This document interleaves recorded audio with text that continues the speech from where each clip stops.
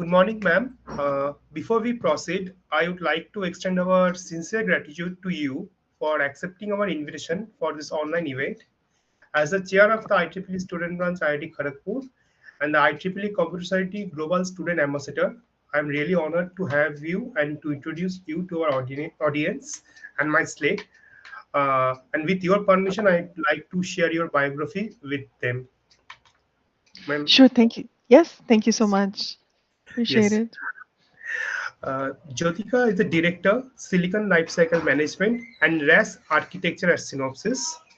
Prior to Synopsys, she was lead technologist, functional safety architecture at NVIDIA. Prior to NVIDIA, she was the principal engineer, director at Intel Corporation, leading corporate-wide RAS and functional safety architectures. Jyotika also serves as the 2024 President and Distinguished Visitor of the Worldwide IEEE Computer Society, overseeing overall IEEE CS programs and operations. She leads and influences several international standardization initiatives in the area of RAS/safety. Jyotika chairs the IEEE P2851 family of standards on functional safety interoperability, which was WG membership from over 30 companies. For her leadership in international safety standardization for the IEEE P2851, Jyotika was awarded the 2023 IEEE SA Standards Medallion, and for her leadership in service, she was awarded the IEEE Computer Society Golden Core Award in 2022. She was recognized as a distinguished alumna by her alma mater, VJTI. Jyotika has authored patents and many technical publications in various international conferences and journals. She has pioneered and chaired international workshops and conferences in the field of dependable technologies. Thank you, ma'am. Ma'am, you can. And start. Thank you so much. I really appreciate it. And first of all, I just wanted to say kudos for the initiative. Thank you for, all of the initiative that you are taking in the IEEE chapter there, the student chapter at IIT Kharagpur. And I applaud all of your efforts, for the community outreach and engagement.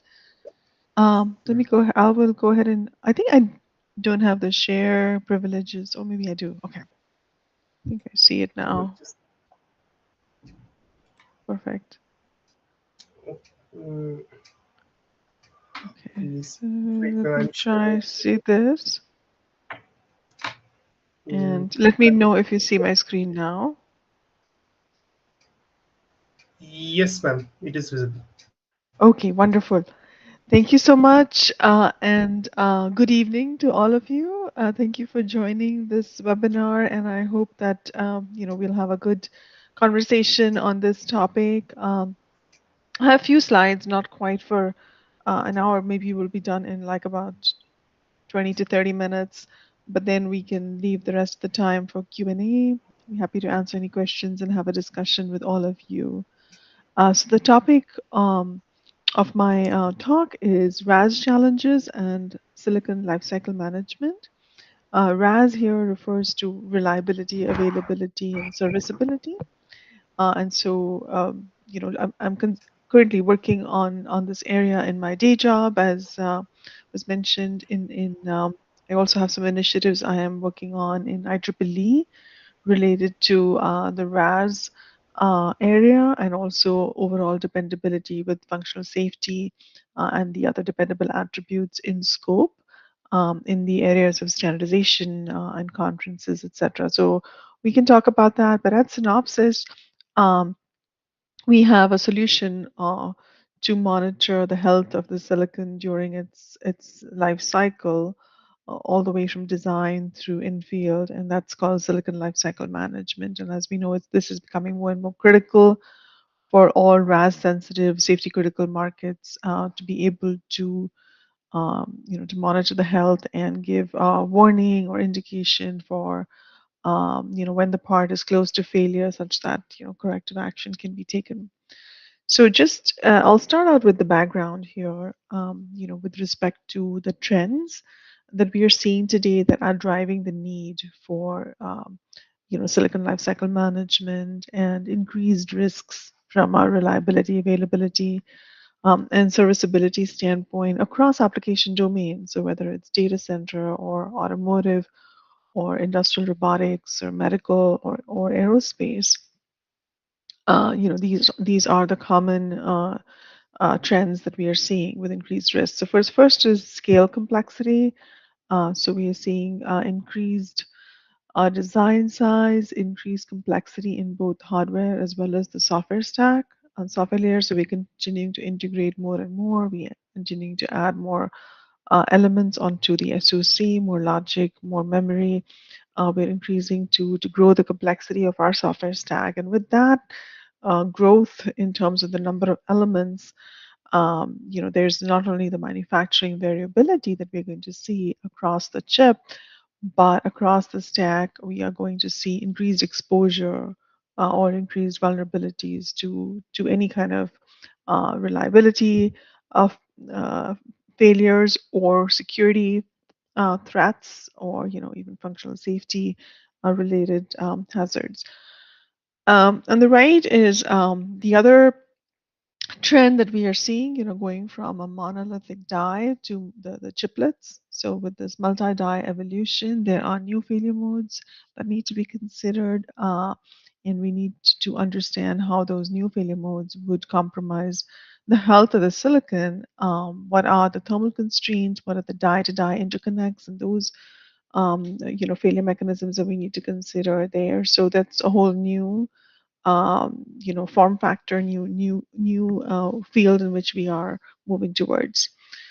Then we have the system complexities, dealing with large volumes of data, new failure mechanisms with technology scaling, because as we go to the smaller geometries and the new process technology nodes, we are also increasing susceptibility to manufacturing defects, to radiation-induced events, and all of those, are risks and threats that we carry forward with respect to time zero quality, as well as degradation in the field, which is the reliability DPM that we need to meet at end of life.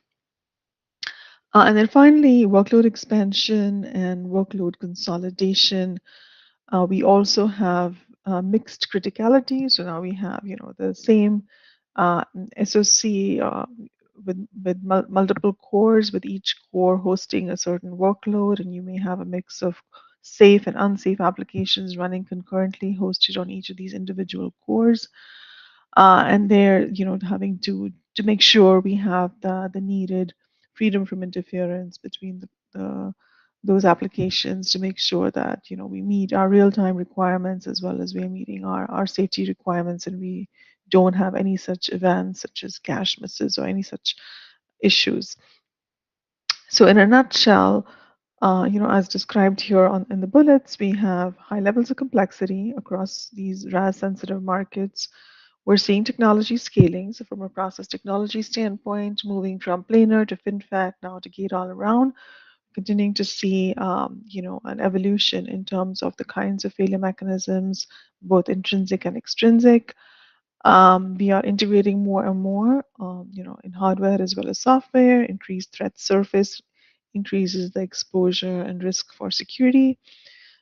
Users are demanding better guarantees. So, while we are continue to push performance, we do have very tight requirements, for reliability and safety.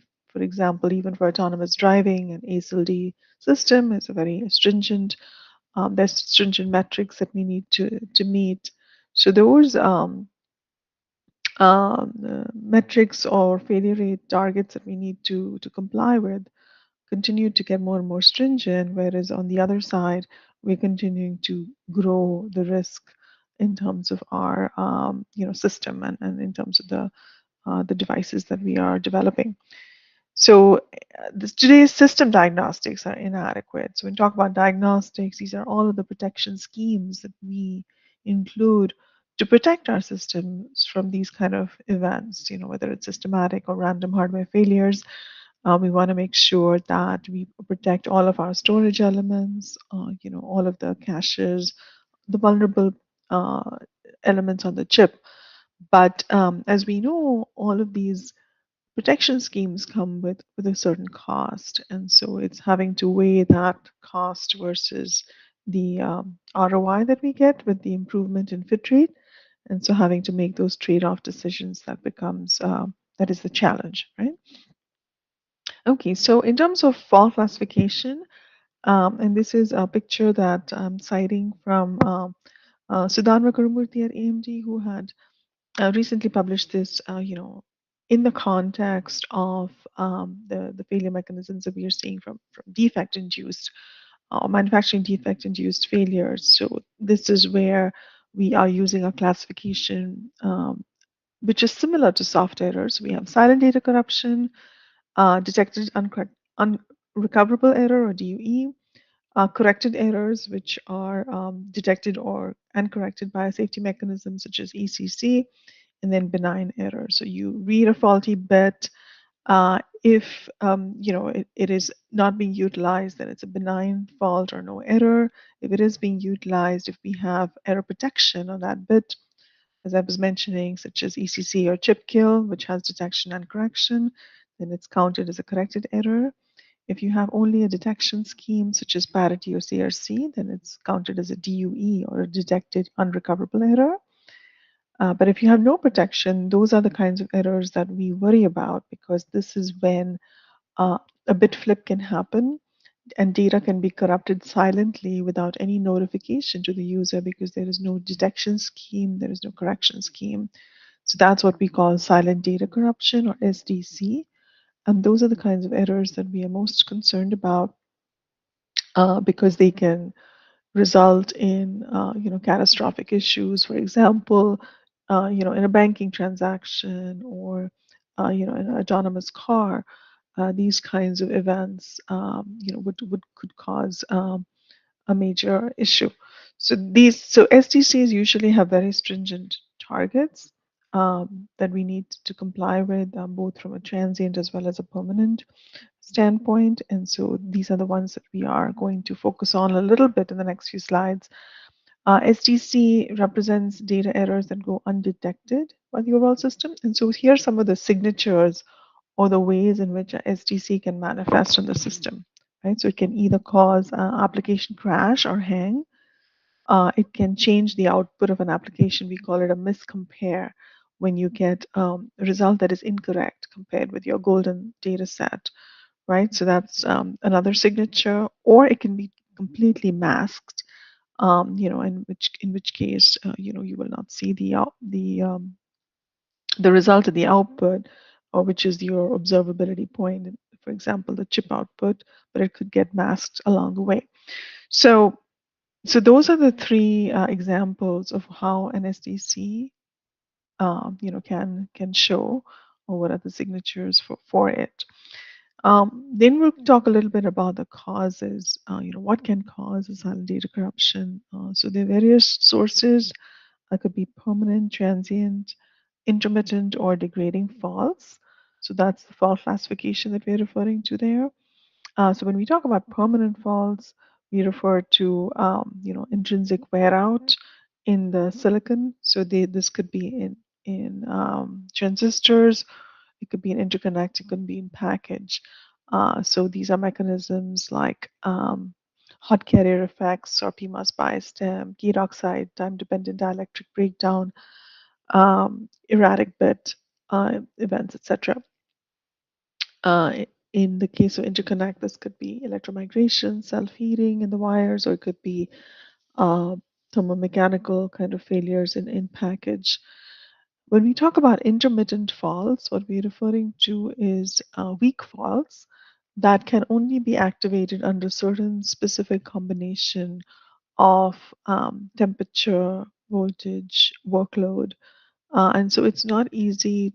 These are intermittent, meaning that they could occur only when that certain combination of use conditions is present. So these are a little bit difficult um, to observe and to replicate, but this is something that we need good test techniques in order to activate these kind of intermittent faults at time zero and be able to catch them before we release the units for production. And then we have transients. So a lot of the transient faults are radiation induced, which means that they would occur under terrestrial conditions due to either a neutron strike or an alpha particle that injects charge at a specific node, and that can cause a bit flip. And then that bit flip can result in an error at the output. And then finally, you have the degrading faults. So when we talk about degrading faults, we're referring to these the big concern and challenge that the industry is talking about today, which is the manufacturing defect induced failures. And so this is during the manufacturing process when we say these are extrinsic because it is the source is an external source. And that's when these defects could get injected in the part. And then those defects could either be caught at time zero or they can stay dormant or latent and then grow and start to get symptomatic in the field later on. And it is these latter defects which are of more concern because they are not caught, during the testing manufacturing process. And so these can show up during the normal useful life of the part in the field and cause an error. So those are the four kinds that we talk about. So the severe defects are the ones which are easily detectable. These can be caught during manufacturing tests, during our screens, but if they are weak, then they can create circuit marginality. So one way in which we can address or mitigate these kind of weak defects or intermittent faults is by, ensuring that we have sufficient guard banding in our, uh, t- timing margin and in terms of all of our design activities, such that we will not see these circuit marginalities in the field because these are the ones that are difficult to catch and they fail only under certain specific operating conditions. And we talked about the latent defects. So these could be born, so to speak, in the field and start to get symptomatic later on. And then, they will progress over time and show certain symptoms like a V-min degradation or a timing delay over the life. So with respect to diagnostics, this is the error protection schemes that we were referring to earlier. So besides the ECC, parity, CRC, there's other mitigations like redundancy or diversity that can be employed. So we can have dual channel or triple channel, in terms of the components. So this is replicating a specific IP or a specific SOC, specific chip in order to have that redundancy. And when you talk about diversity, it could be, using different architectures for each of those redundant elements. But these are expensive, and so they're not sustainable. In applications like aerospace, certain systems will mandate that you have, redundant and diversity included in your implementation, such as in flight control, engine control type systems. The FAA mandates that. But in case of automotive, for example, even data center, in certain cases, this is not possible. And so we need to have other ways in which we can monitor the health of the silicon during its life and being able to predict the errors before they occur and take the necessary corrective action. So this is where the silicon lifecycle management comes in that we'll talk about here shortly. So just a few points, and we talked about this. A degrading fault will exhibit characteristics that degrade over time, and then it can result in an error eventually. So it'll show certain symptoms if it's an intrinsic degradation or if it's due to even an extrinsic manufacturing induced error. Of course, this is not the case for radiation induced events. So there's no degradation there, but it's just a random event that occurs due to neutron strike. So that's not in this bucket. So we're talking mainly about the intrinsic and extrinsic uh, faults here that are, when we talk about extrinsic, it's the defects due to external sources during manufacturing. So these are the degrading faults that we are focusing on currently and are concerned about because their contribution continues to grow gen to gen, as we're going into the new process technology nodes. And so the need for a prognostic solution that can monitor critical timing paths to detect the degradation, to detect these degrading faults in the field, to catch them, and to take the necessary corrective action, and also predict. One of these metrics is called remaining useful life, or RUL. So to calculate how many years or months or weeks or days of life is remaining for that silicon before the manifestation of a failure.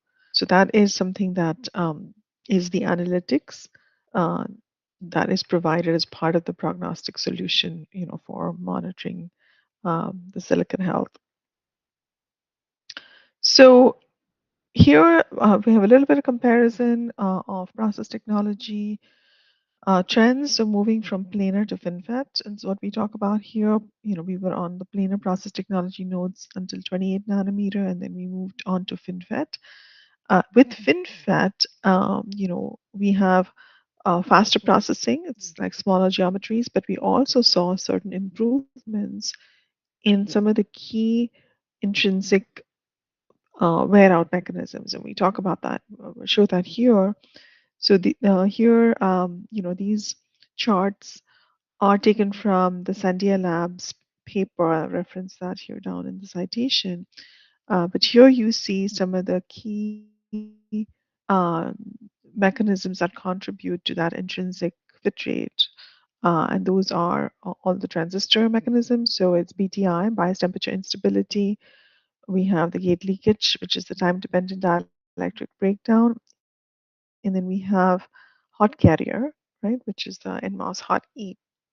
So looking at these three and then comparing the reliability between planar and FinFET. So what you're seeing in the red curves here is the planar 32 nanometer, and then you compared with the FinFET, which is the blue curves in all the three charts or four charts here in that's 22 nanometer FinFET. And so if you look at the comparison there with respect to the slope, you see a steeper slope there in the red curves, which is the 32 nanometer planar compared with the blue, and hence we see that improved performance on FinFET compared to planar in all three mechanisms, right? So in the gate oxide TDP, the BTI, and the hot E, and that is good because it's showing how we are improved um, our contribution from these three key dominant mechanisms. And of course, this is also supported by empirical data from stress tests collected during qual, which is a product qualification where we stress the device through different experiments like HDOL or ELT, bake, HAST, temp cycle, etc. So different stresses to activate or accelerate certain specific failure mechanisms. And based on those experiments, we collect data and then use that data to confirm, the reliability performance on a given product on a given process technology node. So that's supporting evidence. So, for example, on a lot of the new uh, process technology nodes, when we do our qual, we see that the qual is clean. We don't see any failures at end of life. So that is a good indicator of improved performance from a reliability standpoint. However, the concern due to the extrinsic defect-induced failures is a growing concern. So that is not something that you see here in this picture. This is only showing the intrinsic reliability. Um, the other part to note is that what you're seeing here represents a single transistor. So single transistor, if you were to compare, um, planar versus FinFET, you will see the improvement. However, as we continue to grow, as we talked about the complexity, adding more elements on the chip, stressing those parts, to boost performance. So we're continuing to push them more to that edge of reliability by stressing the part to get the highest performance, we are risking the part from a reliability performance due to that. So we do still need to care about these from that overall product standpoint, even though we are seeing improvement, on a single element.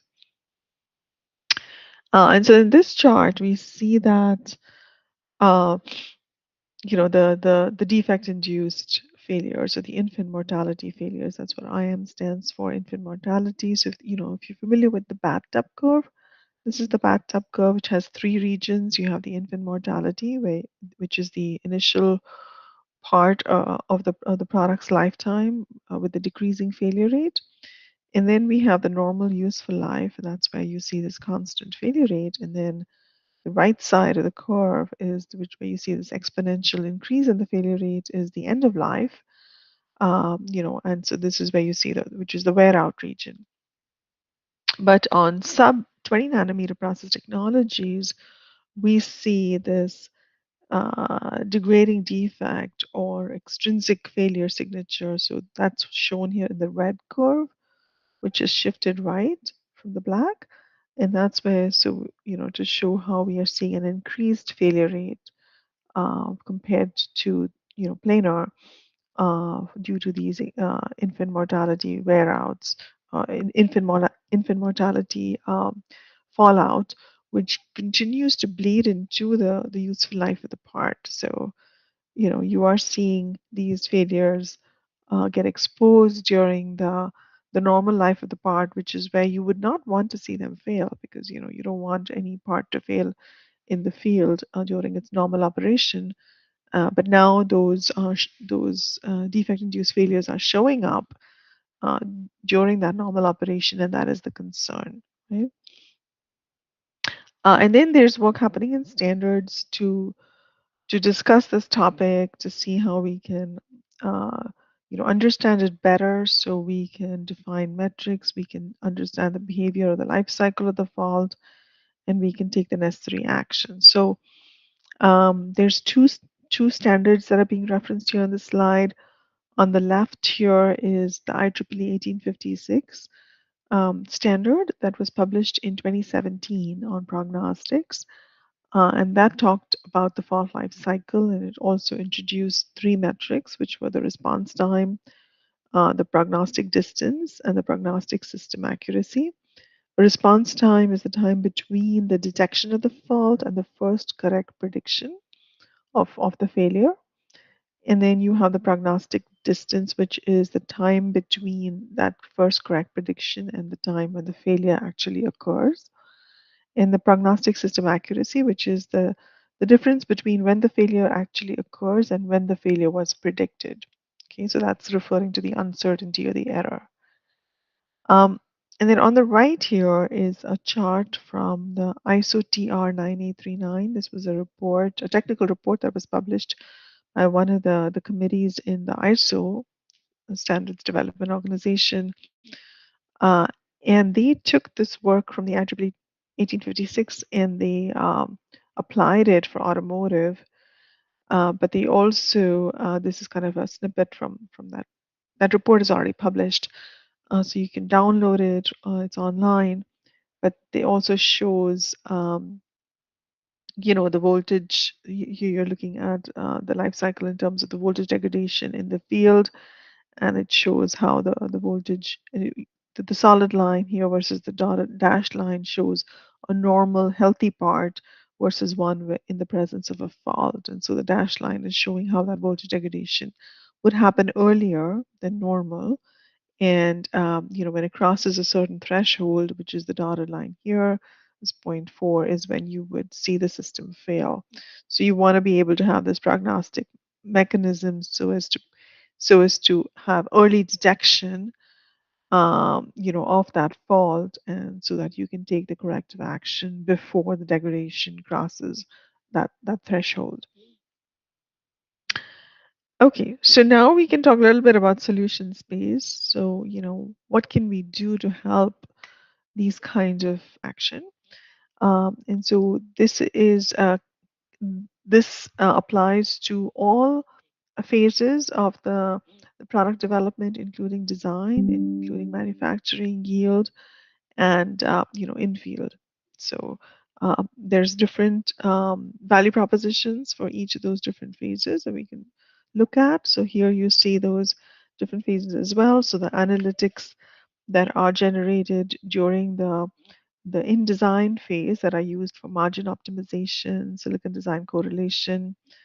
Then you have manufacturing phase, which is in ramp and in production. So silicon lifecycle management data is key to be used for yield optimization to improve yield, and then the outgoing quality DPM as well. And then finally in field, which is what we were talking about on the previous slide with the degrading faults. So this is for the key value proposition there is predictive maintenance to be able to predict early indication or early symptoms of failure before manifestation of a catastrophe in the field. And when we talk about SLM, there are various, it is basically a collection of many different kinds of IP, that we are referring to. So there's some examples here. You have the path margin monitors or the PMM. You have the clock delay monitors or the CDM, and then you have the PVT monitors for process voltage and temperature monitoring. So this is some examples. So the PMM is used for logic, CDM is for memory. They are basically used for monitoring the timing parameters, for the logic or the memory cells during the life, so as to, detect when the timing delay crosses certain thresholds. So it's like a warning flag, and we can take corrective action. PVT monitors are used to monitor, measure, key parameters related to voltage and temperature, which accelerate failure. So it's able to keep a detection on that. And then there's other monitors such as AXI monitor, signal monitoring oscillators, as well as test and repair and ECC. So what can we do once we have all of this data, right, from these monitors? So we can use it to calculate useful metrics such as the remaining useful life. And we can use that to identify the point at which a component or system is likely to fail and then take action to prevent it. So say that I say I have only a few weeks left for my device, and the RUL is saying that it's close to failure because we only have a few weeks. Now you can take corrective action, such as changing the voltage, redistributing the stress, maybe swapping out a specific core or lane, changing the cooling solution. Whatever that is, you can take those corrective actions. And, not only does this threaten the reliability or failure rate, but availability is a very important parameter. So availability means uptime, right? And so for data centers, for automotive, it is very important to have high availability. You cannot afford to have the downtime for those systems. And so if you have a failure, you are decreasing that availability. So this is another metric that is key that we need to ensure that we are complying with. Um, and so when we talk about hyperscalers, we are talking about our data centers. So we want to achieve the metrics for reliability, availability. We want to reduce maintenance costs and also improve the overall operational efficiency. So that brings me to the summary slide. So some of the key things that we talked about was the growing challenge of addressing SDC, silent data corruption, which necessitates the need for increased resiliency of the hardware components, increased RAS capabilities for high performance computing, as well as any mission critical use case. Then we talked about technology scaling and increased risks due to large, higher integration, large volumes of data, increased threat surface for exposure, so thereby risking security issues or increased vulnerability there. Moving to the chiplets and the multi-die packages, so new failure modes that need to be considered, safety critical applications with stringent requirements such as for ASIL-D or SIL-4, and the need to have the trade-offs with respect to the diagnostics, because it's not going to be possible to protect each and every element on the chip. So mitigations are expensive. So how do you weigh those against, the do the trade-off with respect to cost and reliability, do the trade-off between reliability and performance, and make those decisions and employ those best practices throughout the device lifecycle. We talked about silicon lifecycle management solution and how that can be used to monitor the health of the part in the field, and through all of the phases of the part through its life cycle, and to be able to detect these issues before they occur, and enabling performance, resiliency needs, high competition, as well as detecting the faults not only at not only during design but also during manufacturing, so as to improve our quality, outgoing quality DPM, and then reliability in the field, where we are looking, detecting the degradation and predicting the failures before they occur. So that was the last page. And, with that, I wanted to thank you all for listening, for inviting me, for participating, and I'll open it up to any questions.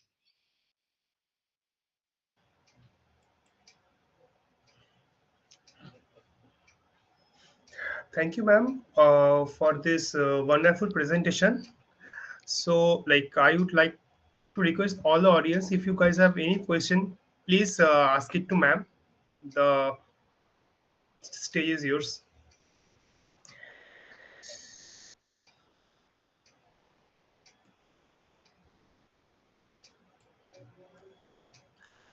Um Hello, audiences. If you guys have any questions related to this topic, please ask it to ma'am.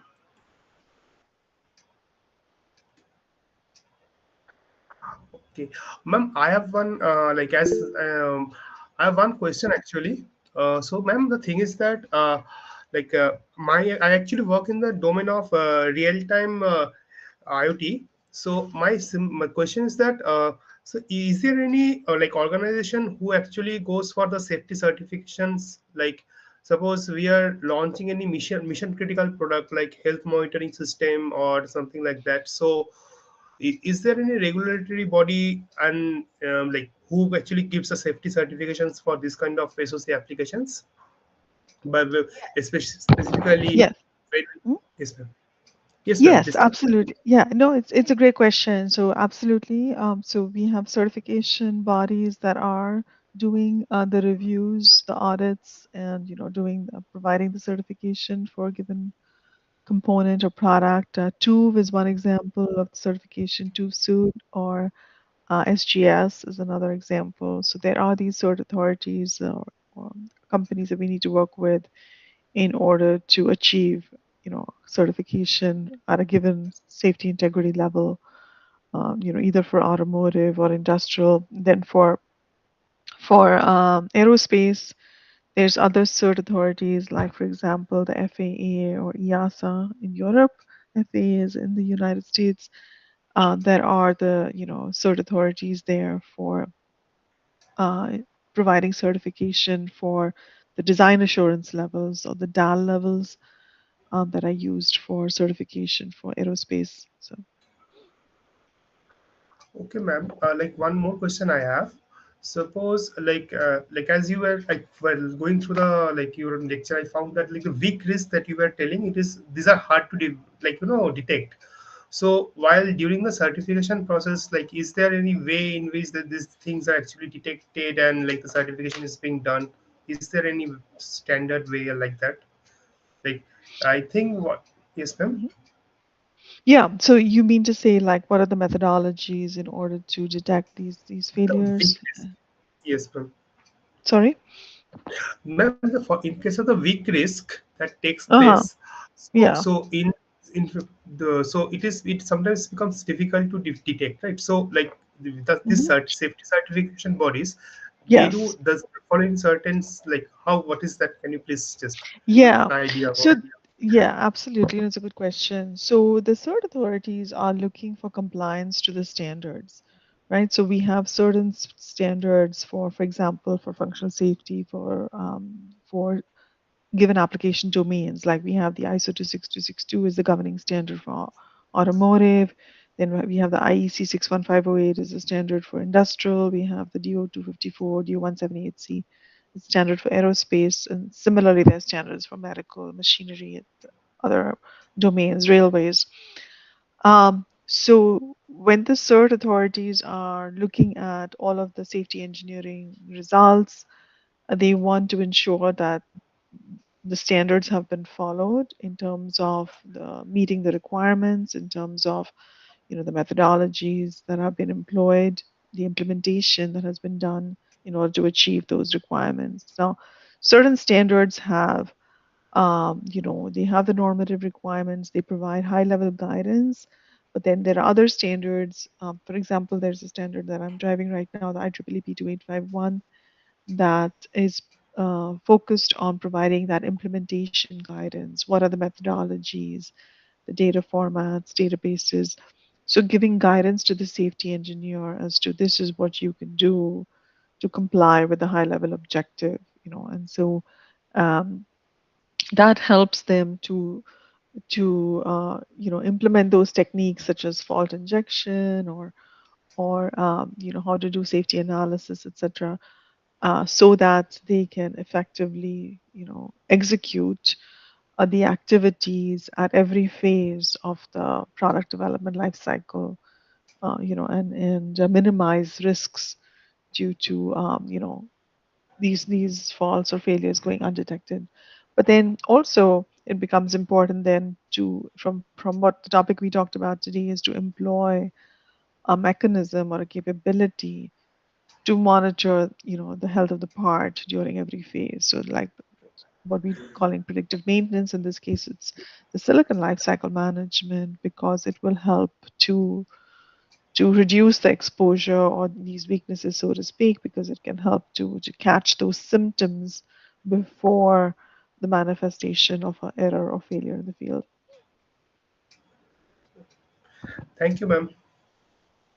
Thank you very much for the great questions. Thank you, ma'am. Ma'am, I would like to extend our heartful gratitude for this exceptional presentation. And ma'am, please allow us to present an e-memento as a token of appreciation for this enlightenment talk that you gave us today at IEEE Student Branch, IIT Kharagpur, ma'am. Thank you very much. I really appreciate it. It was my honor and pleasure to be here. Thank you. So keep up the great Yes, work. ma'am, I'm sharing the And slide. Yes, ma'am, I'm just sharing it. Mm.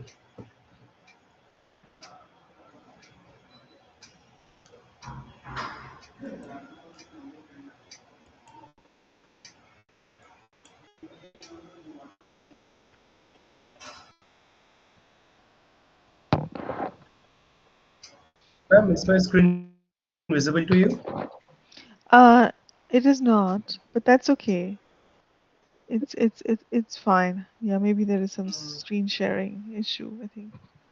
Okay, I think something is coming up. I see it now. Oh, it disappeared again. But yeah, I think I saw it for a second. Thank you for that. I'm resharing, ma'am.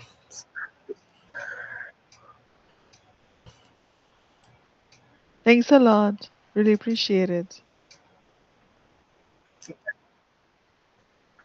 Ma'am, just wait once.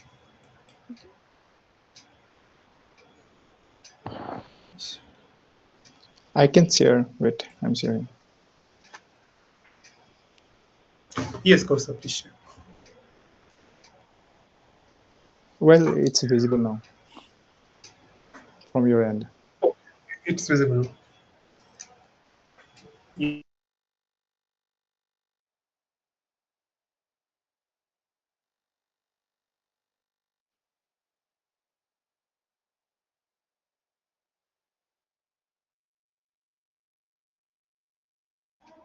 Kaustav, please share this. This is some networking issue here.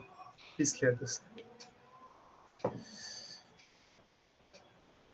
Sorry, ma'am, for keeping you waiting. No, no worries.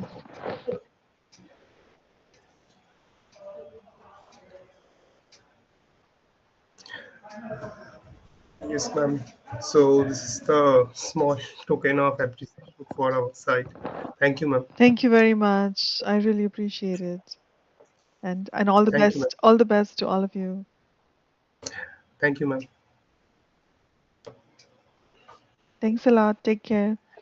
Thank you, ma'am.